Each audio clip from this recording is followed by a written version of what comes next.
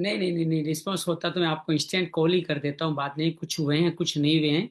कल कुछ आने थे जो किसी कारण से आ नहीं पाए, तो मुझे लगता है आज ही आ पाएंगे, तो कल ले पाएंगे। हाँ नहीं, कोई बात नहीं। इसमें थोड़ा थोड़ा सा मैं सुबह सुबह व्यस्त रहता हूँ, इसलिए कई बार नहीं बता पाता हूँ। मैं बता दूंगा आपको, ठीक है ना? ठीक से। हाँ, पूरा उम्मीद है पूरा हो जाएगा सर, ठीक है।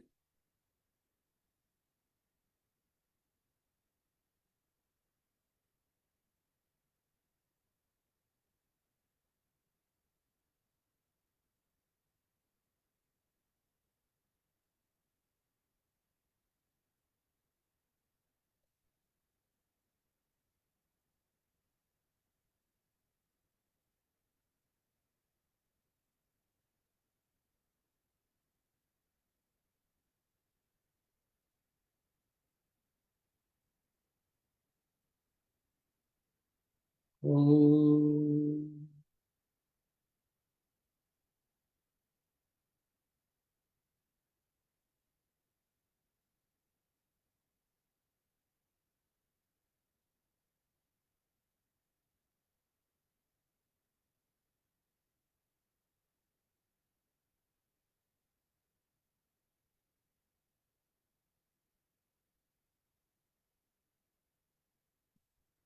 सरला जी हमारे बीच आ चुकी हैं आज के यजमान, तो उनके आते ही हम कार्य को प्रारंभ करने का भाव रखते हैं। आइए दूसरे अध्याय के इस महत्वपूर्ण भाग, जिसमें 13, 14, 15 श्लोक करने का प्रयास करेंगे, आपके सामने मैं रखने का प्रयास करता हूँ। आइए 3 बार ओम का उच्चारण करते हुए सभी साथियों के साथ मिलकर करते हैं। ओ,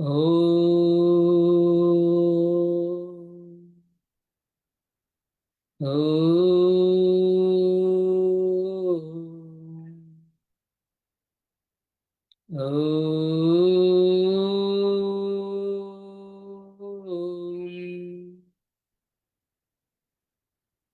समस्त चक्रों पे भगवान का आशीर्वाद। नमो भगवते वासुदेवाय। नमो भगवते वासुदेवाय। नमो भगवते वासुदेवाय। नमो भगवते वासुदेवाय। नमो भगवते वासुदेवाय। नमो भगवते वासुदेवाय। नमो भगवते वासुदेवाय। वसुदेव सुतं देवं कंसचाणूरमर्दनं देवकी परमानंदम कृष्ण वंदे जगद्गुरु। श्री कृष्ण वंदे जगद्गुरु। ओम शांति शांति शांति। हाथों की छोटी उंगली को आपस में रब करते हुए अनंतनाथ ओम नमो भगवते वासुदेवा का पावन आशीर्वाद आंखों की गर्माहट से पूरे शरीर में स्थानांतरित करें। धीरे धीरे आंखें खोलें। आइए आज हम डे 21 में प्रवेश करते हैं, जब हम द्वितीय अध्याय को आगे बढ़ाएंगे। जैसा कि पिछले 3, 4 भाग से हमने क्रम बनाया है, ब्रह्मलीन स्वामी रामसुदास जी को नमन करते हुए आगे बढ़ते हैं, उनके द्वारा दी गई प्रार्थना नित्य स्तुति को करते हुए आगे बढ़ते हैं। अब ये भाव क्यों आते हैं मुझे नहीं पता, लेकिन ये भाव आना का मतलब यह है कि उनकी हमारे ऊपर कहीं की कृपा है, उनकी आज्ञा है, उनकी इजाजत है, ऐसा समझ सकते हैं। तो हम लोग आज 21 श्लोक नित्य स्तुति करेंगे। फिर गीता के कल जो पढ़े तथा दूसरे से लेकर 12वें तक के 10 श्लोक आज और पढ़ेंगे, और फिर धीरे धीरे हम लोग आज की बात को 13वें श्लोक से आगे बढ़ाएंगे। आइए मैं आपके साथ शेयर करता हूं अपनी गीता के भाव, जिसके माध्यम से हम लोग कर सकें ये गीता का सुंदर पठन पाठन। आइए आज व्यास आषाढ़ मास की प्रतिपदा है, अर्जुन विषाद योग हमने पूरा किया, अर्जुन को विषाद हुआ, और धृतराष्ट्र को सारी हाल सुनाने के बाद द्वितीय अध्याय में हम आए। द्वितीय अध्याय में आकर के हम आगे क्या करेंगे वो तो बाद में देखेंगे, लेकिन 7वें श्लोक से हमारी नित्य स्तुति शुरू होती है। आइए बड़े मगन से, बड़े भाव से, जितना उसके शुद्ध बोलने का प्रयास करें। नित्य स्तुति स्वामी रामकृष्ण महाराज व्यास भगवान।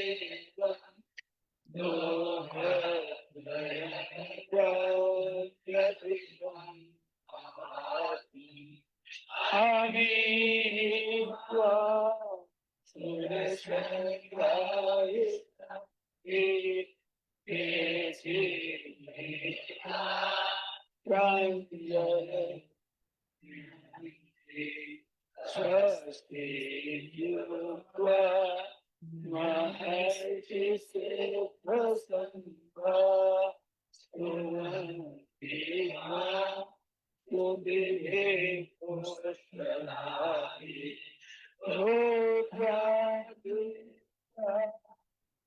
Asavo Jisosaya Visheshina Maruta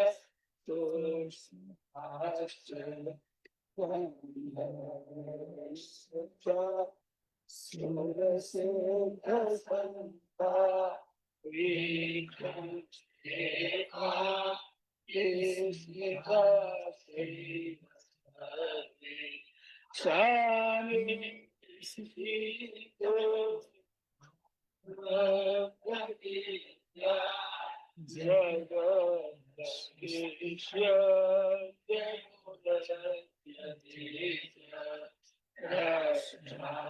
Rashtrasika Visimotavati Swami Mahasya Tasmat Chedena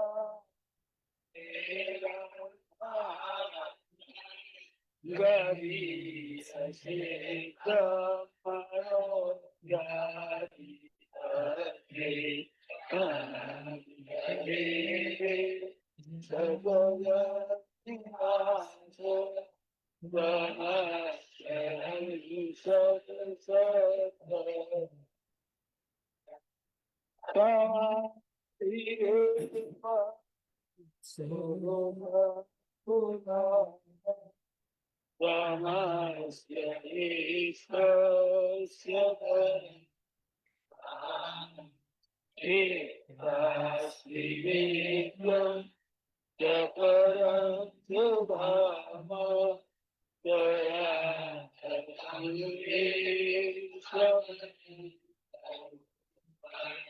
Vayu Yamote Varuna Sudhanto Vedavadita Pravita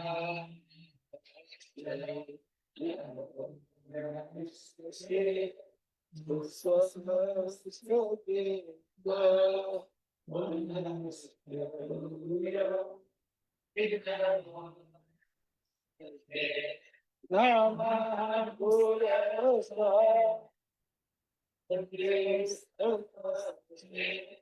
Namo Desa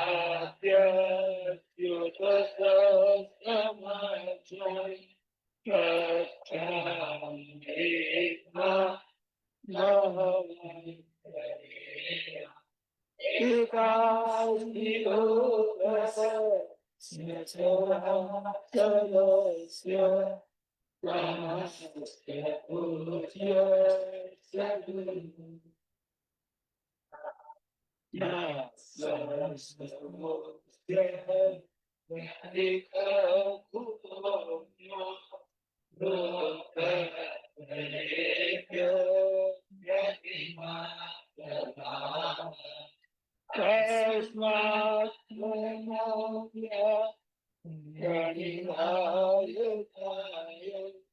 प्रसादये त्वा नमामि समीपम् एव पुत्र सखेव सन्तु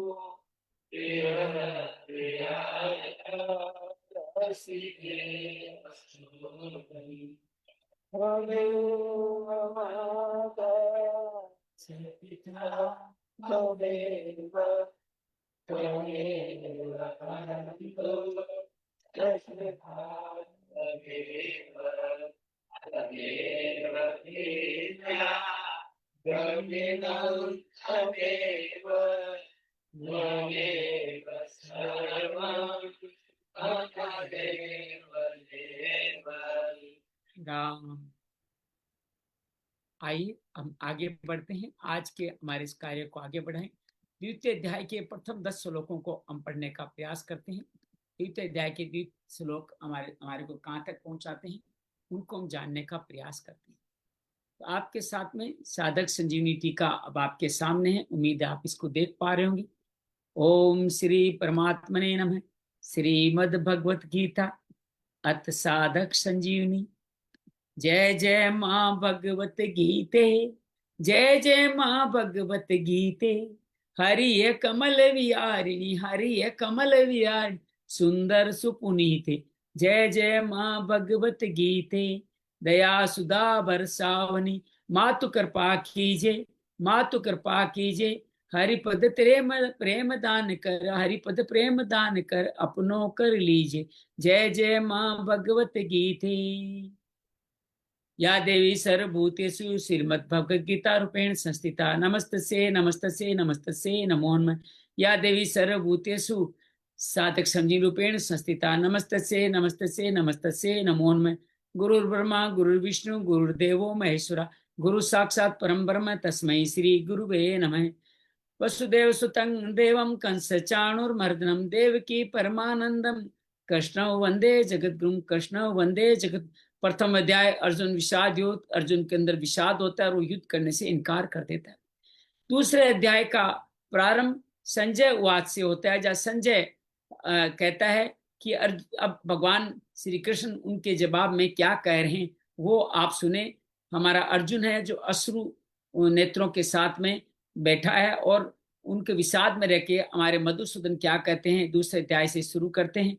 दूसरे श्लोक से भगवान कहते हैं, श्री भगवान वाच है, कुतस्वाकस्मलम इदम विस्मय समुपस्थितम अनारजिष्टम ऐश्वर्यम अकीर्तिम का। अर्जुन, हे अर्जुन, विषम परिस्थितियों में तुम्हें ये कायरता कहां से आई, जो न श्रेष्ठ पुरुषों के लिए अच्छा है, न स्वर्ग को देने वाला, न कीर्ति करने वाला है।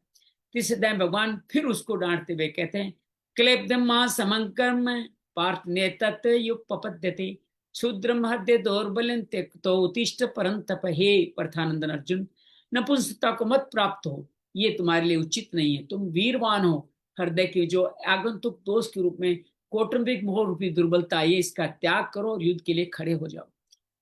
और अर्जुन अब कहता है, कुछ मोह दूर हुआ लेकिन अभी भी मोह बचा हुआ है, तो कहता है, कथम अर्जुन वाच कथम विस्मय हम संके द्रोणम च मधुसूदन इसु विप्रते योत्स्यामि पूजाहार अरिसूदन पूजा हो अरिसूदन। हे अरिसूदन, हे मधुसूदन, रणभूमि में भीष्म और द्रोण जो मेरे गुरु पिता में, उन दोनों ही पूजा के योग्य हैं। तो मैं गुरुन हत्वा ही मानुभावान श्रेयो भोक्तुम वेक्ष्यमपि लोके हत्वार्थ कामास्तु गुरुन एव भुंजे भगवान रुधिर प्रतिग्धान में। मानुभाव गुरुजनों को न मार कर श्लोक में भिक्षा का अन्न खाना से समझता हूँ, पहले भाव का अर्थ है। फिर ये कहता है, गुरुजनों को मारूंगा तो मेरे हाथ उनके खून से रंगे जाएंगे और धन की कामना वाले इन भोगों को ही तो मैं भोगूंगा। और अगले श्लोक में बड़ा स्पष्ट करते हुए कहता है, न चेत्न्यो न च एतत् विघ्न कत्रनो गरियो यद्वा जयम यदिवानो जये याने हत्वान जिजीविषामस्ते अविस्ता प्रमुखे धात्राष्ट्र। हम ये भी नहीं जानते जिनके साथ युद्ध कर हम जीतेंगे या हारेंगे, और जीना भी, जिनको मार कर जीना भी नहीं चाहते, वो ही हमारे सामने खड़े हैं। तो यहाँ थोड़ा और गंभीर होते हुए अपना निर्णय देता है। कार्पण्य दोषोपैत स्वभाव पृच्छामि त्वाम धर्म सम्मूढ़ चेता ये श्रेषा निश्चितम ब्रूहितन में शिष्य ते एम साधि माम त्वाम प्रपन्नम। कायरता मुझ में आगे, मैं मानता हूँ मैं अधर्म में भी मोहित, धर्म के विषय मोहित हूँ, लेकिन मैं आपको पूछता हूँ कि आप मुझे, मैं आपका शिष्य आपकी शरण में आ गया हूँ, मेरा निश्चित कल्याण करने वाली जो बात है मुझे कहिए। यहाँ तक समर्पित है। लेकिन फिर 8वें श्लोक में आके फिर उसका संशय उत्पन्न होता है, जो गीता का कारण बनता है। नहीं प्रपश्यामि ममा, नहीं प्रपश्यामि भानुद्यात् यशो मुच्छोषण इंद्रियाणाम। अब आप पे यहाँ है भू असपतम रिधम राज्यम सुराणाम अपि चाधिपत्यम, अर्थात पृथ्वी धन धान्य समृद्ध चतुर्थ राज्य, स्वर्ग में देवताओं का आधिपत्य भी मिल जाए तो भी मैं, मेरे को जो शोक हुआ है, मेरी इंद्रियां सूख रही है, वो दूर हो जाए ऐसा मैं नहीं देखता हूँ। और अंतिम फैसला दे दिया है उसने। तो संजय कहता है एव मुक्ता ऋषिकेशम गुडाकेश परम तप ये योत्स्य ते गोविंद उक्त्वा तृष्णि बभूव। यहाँ वक्त है नए योत्स्य सबको याद रखिए, मैं युद्ध नहीं करूंगा। तो सतुत धृतराष्ट्र को कहते हैं, ऐसा कहकर निद्रा को जीतने वाले अर्जुन भगवान गोविंद से ये कहते हैं मैं युद्ध नहीं करूंगा, साफ साफ कहकर चुप हो जाते हैं। अब भगवान क्या करेंगे संजय हमें बता रहा है। तम उवाच ऋषिकेश प्रसन्नीव भारत है श्रेणोरुभयोर मध्य विषीदंतम इदम वचन। विषाद करते अर्जुन के प्रति हंसते हुए भगवान ऋषिकेश ने ये वचन कहे। और यहाँ से गीता सही मायने में प्रारंभ होती है, जिसका हमने कल अध्ययन किया 11-12 का। आइए दोबारा उनको याद करें। श्री भगवान वाच है अशोच्यान अनशोचस्तुम प्रज्ञावादांश्च भाषसे गतासुन अगतासुन च नानु असोचंती पांडव, अर्थात न अनुशोचंती पांडते, अर्थात यहाँ सोच और असोच के बारे में बात किया है। तो हम अशोक न करने योग्य का अनवसोच मतलब शोक किया है। और प्रज्ञावादान मतलब पंडिताई की बातें कर रहे हो। गतासुन जिनके प्राण चले गए हैं, और जिनके प्राण नहीं लिए गए उनके लिए पंडित लोग शोक नहीं करते। अर्थात आप धरती पे हो या नहीं हो, जो विद्वान व्यक्ति है उसको शोक नहीं करते, उनको पता है यात्रा अनंत चल रही है। और बड़ा सुंदर हमने यहाँ वर्णन किया। दूसरे अध्याय 12वां श्लोक कल जो हमने किया, न त्वेत न त्वेवाहम जातुम नासम त्वम नेमे जनाधिपा न चैव न भविष्यामः सर्वे वयमतः परम। न तो मैं, न तुम, न राजा। तीन है यहाँ पे, तीन बहुवचन के बारे में बात करें। न तो किसी काल में मैं नहीं था, न तू थे, न राजा नहीं, सब थे और आगे भी रहने वाले हैं। ये बात यहाँ भगवान बार बार समझाते हैं। आइए आज के इस भाग में प्रवेश करते हैं, जो आज हमारा 13, 14, 15 देखिए कितना कर पाते हैं। आज का श्लोक श्रद्धा से ग्रहण करते हैं। देहिन अस्मिन् अन्यथा देहे कौमारं जयौनं जरा तथा तथा देहांत प्राप्तिर धीरस्तत्र न मुह्यति। अर्थात देहिने देहधारी के, अस देह इस मनुष्य शरीर में जैसे परिवर्तन बता रहे हैं संसार का। बालकपन, कौमारम बालकपन को कहते हैं, यौनम जवानी को, जरा कहते हैं वृद्धावस्था को। ऐसे ही दूसरे शरीर की प्राप्ति होती है। ये तीन ही नहीं, आगे भी क्रम चला आ रहा है इस परिवर्तनशील का। तत्र उस विषय में धीर मनुष्य मोहित नहीं होते। अर्जुन को धीर मनुष्य कहते हैं। भगवान कहते हैं कि आप इससे मोहित क्यों हो रहे हो। बड़ा सुंदर वर्णन है, थोड़ा ध्यान से सीखिएगा। वैसे अर्थ तो आपको समझ में आ गया है, आइए इसका विस्तार करें। तेन देह कौमारंग यौनम जरा। शरीर के शरीरधारी शरीर में पहले बाल्यावस्था, फिर युवावस्था, फिर वृद्धावस्था आती है। एक अवस्था कभी नहीं रहती, निरंतर परिवर्तन होता ही रहता है। शरीरधारी के शरीर में ऐसा कहने का परिचय, शरीरधारी कौन है? शरीरी।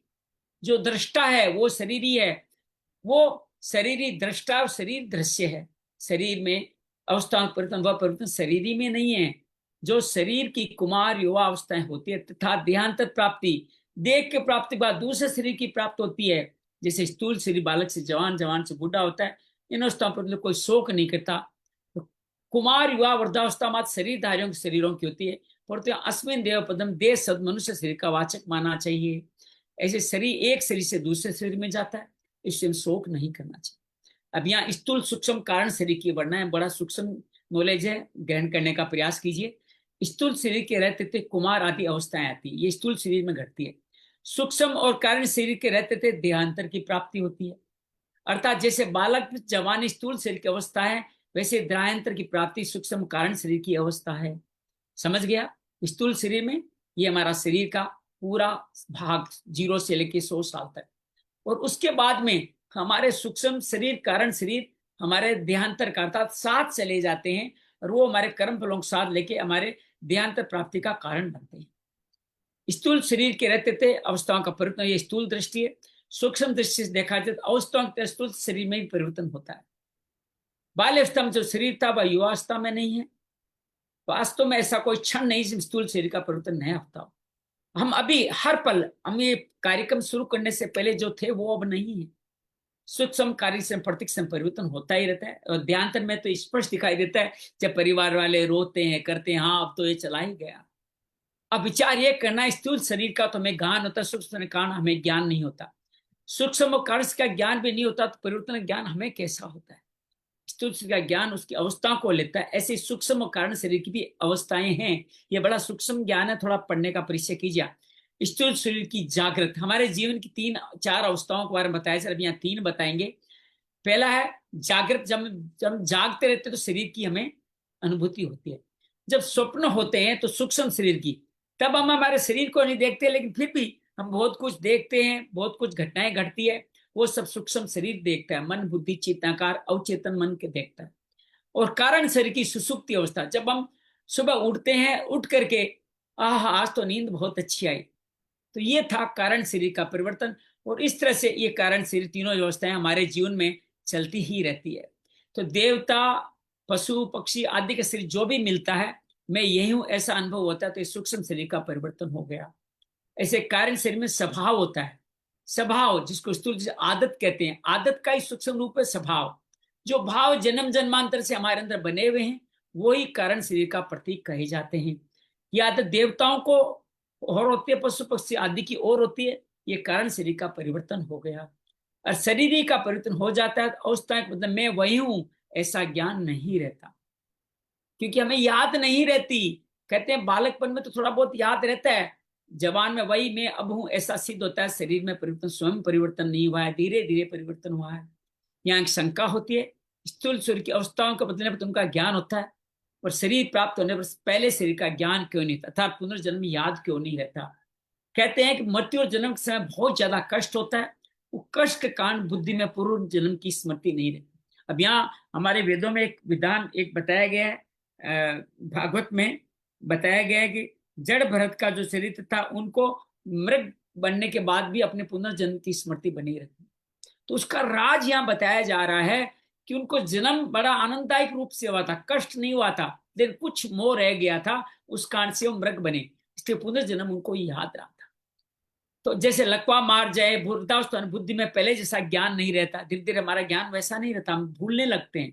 ऐसे मृत्यु काल में जन्म में बहुत बड़ा धक्का लगने पर पुनर्जन्म का ज्ञान नहीं रहता। तो परंतु जिसकी मृत्यु में ऐसा कष्ट नहीं होता, वही बता रहे हैं, अर्थात शरीर की अवस्थान्तर प्राप्त अन्यास देहांतर, शरीर में चलते चलते देहांतर हो जाता है, उसकी बुद्धि में पुनर्जन्म की स्मृति रह सकती है। अब ये विचार करें, तीनों श्लोकों का चित्र बता रहे हैं। देहांतर की प्राप्ति होने पर स्थूल शरीर तो छूट जाता है, पर मुक्ति से पहले सूक्ष्म और कारण से नहीं छूटती। याद रखिए, स्थूल शरीर छूटता है, सूक्ष्म कारण हमारी आत्मा के साथ मिलकर आगे चले जाते हैं। जब तक मुक्ति न हो तब तक सूक्ष्म और कारण शरीर के साथ संबंध बना रहता है। हम वही होते हैं, हमारे कर्म फल वही रहते हैं, हमें याद नहीं रहता। खाली शास्त्र में इस ज्ञान को प्रत्यभिज्ञा कहा गया, तते दंतावगाही ज्ञानम प्रत्यभिज्ञा। इस ज्ञान को जानना प्रत्यय प्रज्ञा है। ये मृत्यम स्वनाम वेदन यास्ति, मनुष्य रोते हुए स्वजनों के भीतर अत्यंत वेदना से होकर मृत्यु को प्राप्त होता है। हम जितने ही हमारे पूर्वजों के लिए रोते हैं, हमें हरि नाम शरणम करना चाहिए। अंजलि, जब जब हम रोते हैं उनको ज्यादा वेदना होती है, उनकी स्मृति और शून्य होती चली जाती है। निष्क्रामते कर्चे निरुच्छ्वासो स्मृति, जन्म के समय में उनकी श्वास की रुक जाती है, और वहीं पूरा स्मृति नष्ट हो जाती है। ये मृता सहसा मृत्या जायन्ते सहसा पुनः, ये महाभारत कहता है। तेषां पौराणिको अभ्यास कंचित कालम ही तिष्ठति, तस्मात् स्मृणालोके जायन्ते बुद्ध संयुता तेसाम विविधता संज्ञाम स्वप्नम सा प्रणश्यति। अर्थात जो मनुष्य सहसा मृत्यु को प्राप्त होकर के कहीं सहसा जन्म ले लेते हैं, उनका पुराना अभ्यास या संस्कार कुछ काल तक तो बना रहता है। इसलिए कई लोग कहते हैं ना, मैं वहां था, मेरी ये पत्नी है, पुनर्जन्म की याद आती है, बच्चों में ही रहती है, बड़े होकर नहीं रहती। वे लोग में पुनर्जन्म की बातों ज्ञान से युक्त होकर जन्म लेते हो, जाति स्मर कहलाते हैं। फिर ज्यो ज्यो बढ़ने लगते हैं, उनकी स्वप्न जैसी वो पुरानी स्मृति नष्ट होने लग जाती है। तो ये बड़ा सुंदर तरीके से यहाँ भाव बताया गया है कि ज्ञान देहांतर की प्राप्ति में नहीं होता, सुसुप्त में भी अपना कुछ भी ज्ञान नहीं था। हम जब सोए होते हैं, हमें लगता है कोई भाग रहे हैं, दौड़ रहे हैं, कुछ कर रहे हैं, लेकिन जागते हैं तो हमें कुछ नहीं रहता। ऐसी नींद आती है, मेरे कुछ पता ही नहीं रहा, कुछ पता ही नहीं रहा। उसका ज्ञान तो है, कुछ हुआ था, सोने से पहले जो मैं था वही मैं जगने के बाद हूँ। सुसुप्तिक समय भी मैं वही था। इस पर अपनी सत्ता का ज्ञान निरंतर होता रहता है। शरीर जाति की सत्ता का सद्भाव अखंड रूप से होता है, तभी तो मुक्ति होती है। अगर सत्ता का ज्ञान, तो मुक्ति कैसे? मुक्त अवस्था में हुए रहता है। जीवन मुक्त अवस्था में शरीरांतरों का ज्ञान भले ही नहीं हो, पर तीनों तीनों दृश्य से अलग ऐसा अनुभव होता है। अब यहाँ आता है धीर तत्र न मुह्यति। धीर कौन, पुरुष कौन है? जिसको सत्य असत का बोध हो गया। जो धीर मनुष्य, उससे कभी मोहित नहीं होता, कभी संदेह नहीं करता। अर्थात देहांतर की, इसका अर्थ यह नहीं धीर मनुष्य देहांतर प्राप्त कर जाए। ऊंच नीच योनियों में जन्म लेने के कारण गुणों का संग है, गुणों से संबंध विच्छेद होने पर ही, पर धीर मनुष्य देहांतर प्राप्ति हो ही नहीं सकती। यहाँ तत्र पद का देहांतर प्राप्ति के विषय में नहीं, परंतु देह के संबंध में।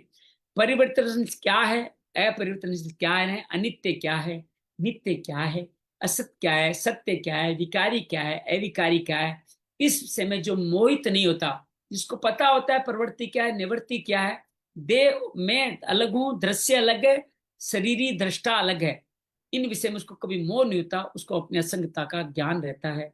प्रशिष्ट स्वरूप में कहते हैं, शरीर कभी एक रूप रहता नहीं, सत्ता कभी अनेक रूप होती नहीं। शरीर जन्म से पहले भी नहीं था, मरने के बाद भी नहीं रहेगा। वर्तमान में भी प्रतिक्षण क्षण मर रहा है। वास्तव में गर्भ में आते ही शरीर के मरने का क्रम शुरू हो जाता है।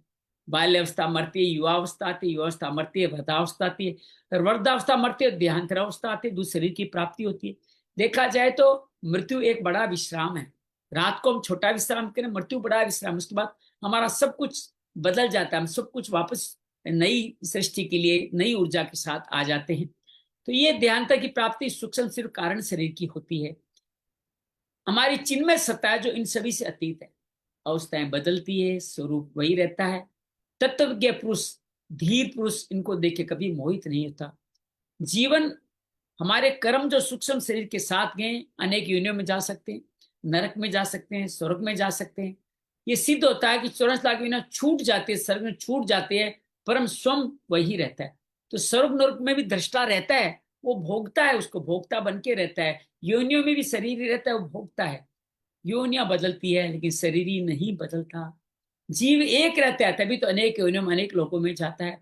जो अनेक योनियों में जाता है, स्वयं किसी के साथ न लिप्त होता है न फंसता है। अगर लिप्त हो गया, फंस गया, तो फिर 84 लाख योनियों को कौन भोगेगा?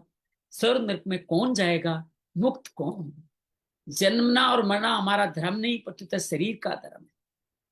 हमारी आयु अनादि अनंत है, जिसके अंतर्गत अनेक शरीर उत्पन्न होते और मरते रहते हैं।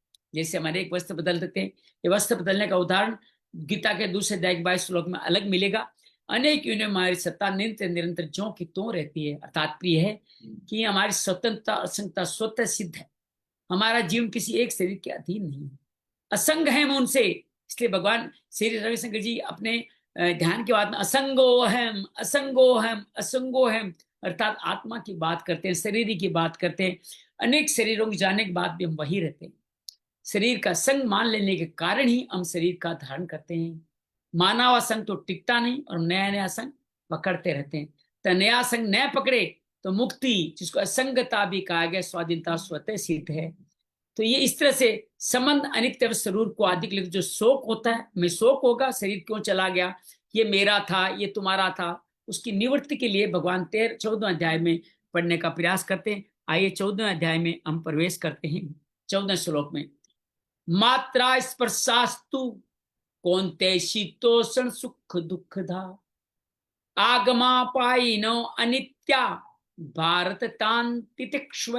भारत है मात्रा स्पर्श। ये मात्र स्पर्श किससे होते हैं? हमारे इंद्रियों के तन्मात्रा, इंद्रियों के विषय, जिसको गंध रस रूप स्पर्श और शब्द के रूप में कहा गया है। ये इंद्रियों के विषय तो शीतोष्ण सुखदा, शीत और उष्ण अर्थात अनुकूल प्रतिकूलता के द्वारा सुख और दुख देने वाले हैं। ये इंद्रियों के विषय हमारी मुक्ति नहीं करेंगे, हमें कर्म फलों में फंसाने वाले हैं। ये सुख और दुख देते हैं, इससे कर्म फल बनते हैं। आगमा पाहीन है, आने जाने वाले हैं और अनित्य हैं। या सुख दुख आते जाते रहेंगे, ये नित्य नहीं रहने वाले, कभी सुख तो कभी दुख। हे भ्रंत वंशोद्भव, हे भारत, क्या कहते हैं भगवान अर्जुन उनको अब तरीका बता रहे हैं तुम्हें क्या करना है। तितिक्ष, ये बहुत सुंदर वर्ड है तितिक्षा। तितिक्षा हमारे सठ धर्म में आता है, सठ संपदा में आता है तितिक्षा, अर्थात सहन करो। अब इस शब्द का बड़ा गहरा मतलब है और हम आज के जीवन में कैसे उतारे इसी शब्द पे हम लोग गौर करेंगे। कल मैंने इस पे बहुत अध्ययन किया और मुझे एक भाग पता चला, आज सुबह पढ़ रहा था तो दूसरा भाग पता चला। आइए गहराई से देखना इसका मतलब क्या है। थोड़ा गूढ़ है लेकिन मुझे पता है आप साधक आप समझ पाएंगे और हरि कृपा स्वामी रामदास जी की कृपा भी आप पे आप समझ पाएंगे। मुझ पे भी उनकी कृपा है तभी मैं कुछ बोलने का साहस कर पा रहा हूँ। यहाँ एक शंका हो रही है 14-15 श्लोक से 11 से 13 श्लोक तक और आगे देह और देह इन दोनों का ही प्रकरण है। फिर बीच में मात्रा स्पर्श के ये 2 श्लोक कैसे आए। समाधान ये कि 12 श्लोक भगवान ने संपूर्ण जित्तों के नित्य स्वरूप बताने के लिए किसी काल में मैं नहीं था ऐसी बात ऐसा कहकर अपने को उन्हीं की पंक्ति में रख दिया। ऐसा ही शरीर आदि अनित्य अविनाशी प्रतिष्ठ बना के भगवान ने मात्रा स्पर्श की बात की। तू का मतलब है नित्य तत्व देहादि अनित्य वस्तुओं को अलग बताने के लिए यहाँ तू पद आया। मात्रा स्पर्शा, मात्रा तोलने को भी कहते हैं, जिससे माप तोल होता है अर्थात ज्ञान होता है। मात्रा है जैसे स्पर्शवादी इंद्रियों के मैंने नाम बताया तो स्पर्श यहाँ स्पर्श लिख दिया, बाकी नहीं लिखा। रूप, इसका मतलब यही समझे रूप गंध, रूप गंध गंध गंध रस रूप स्पर्श और शब्द सब पढ़िए, लेकिन यहाँ खाली स्पर्श लिख दिया गया। केवल पदार्थ ही क्यों लिए जाते हैं, पदार्थों का संबंध क्यों ले जाए। मात्रा स्पर्श पद से केवल पदार्थों का संबंध लेते तो उसको आगमा पाईने नहीं कह सकते। संबंध की स्वीकृति अंतःकरण में नहीं होकर स्वम में होती है। स्वम नित्य है इसलिए उसमें जो स्वीकृति वो भी नित्य जैसी ही हो जाती है।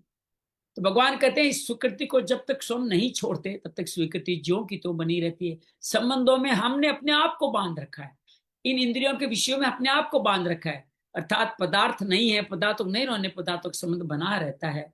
जैसे कोई स्त्री विधवा हो गई, उसके पति से सदा के लिए वियोग हो गया, पर 50 वर्ष के बाद कोई उसको कहता है कि अमुक की स्त्री, तो उसके कान खड़े हो जाते हैं। इससे सिद्ध हुआ संबंध के न रहने पर भी उसका माना हुआ संबंध बना रहता है। इसको आने जाने वाला कहना बनता नहीं, अतः मात्रा स्पर्श पदार्थों का संबंध लेकर मात्र पदार्थ लिए गए। अब यहाँ क्या रहता है संभाव, आगे चल के करेंगे। शीतोष्ण सुख दुख, ये हमारे इंद्रियों से हमें सुख दुख मिलेंगे, कुछ अनुकूल होंगे कुछ प्रतिकूल होंगे। अनुकूल से राग, प्रतिकूल से द्वेष उत्पन्न हो सकता है। तो हमें क्या करना चाहिए, हमें प्रतिकूलता को एक समभाव में लेना चाहिए। ये आएंगे सुख दुख के द्वारा, परिस्थिति घटना देश काल के अनुसार सुख दुख आएंगे। इन पदार्थों सुख दुख देने की सामर्थ्य नहीं है, मनुष्य समझ जोड़ करके ही अपने आप को सुख दुख कह लेता है। ये जो संबंध मान लिया है उसकी अस्वीकृति मात्र से, अपने में न मानने से ही मिटता है। हमने माना है इसको अस्वीत करें, अपना न माने, स्वस्वरूप में संबंध है ही नहीं, हुआ ही नहीं सकता, हो सकता भी नहीं है, न शरीर से न शरीर से जुड़े हुए व्यक्तियों और परिस्थितियों से। मानव संबंध के अस्तित्व के बिना कितना ही त्याग किया जाए, कितना ही कष्ट हो जाए, शरीर में कितना ही परिवर्तन हो जाए, कितनी तपस्या करे, तो भी मानव संबंध मिटता नहीं है। हमें स्वयं अस्वीकृत करना पड़ेगा, ये संबंध अनित्य है, असत्य है। आगे शब्द आता है आगमा पाईने, अर्थात ये पदार्थ मात्रा आदि अंत वाले उत्पत्ति विनाशील ठहरने वाले नहीं है, उत्पत्ति से पहले नहीं थे, विनाश के बाद भी नहीं रहेगी, इसलिए आगमा पाई है। तात्पर्य यह है कि हमेशा आने जाने वाले हैं। अनित्य भी है, अगर कोई के उत्पत्ति से पहले विनाश के बाद भले ही तो मध्य में रहते हैं, भगवान का ऐसा नहीं है। अनित्य होने से मध्य में भी नहीं रहते, अनित्य तो मध्य में दिखा है, अर्थात हमारे लिए संदेश है हम शरीर के सुखों में, शरीर के जुड़े हुए रिश्तों के सुखों में न आए, इसलिए भगवान इसको अनित्य कहा है।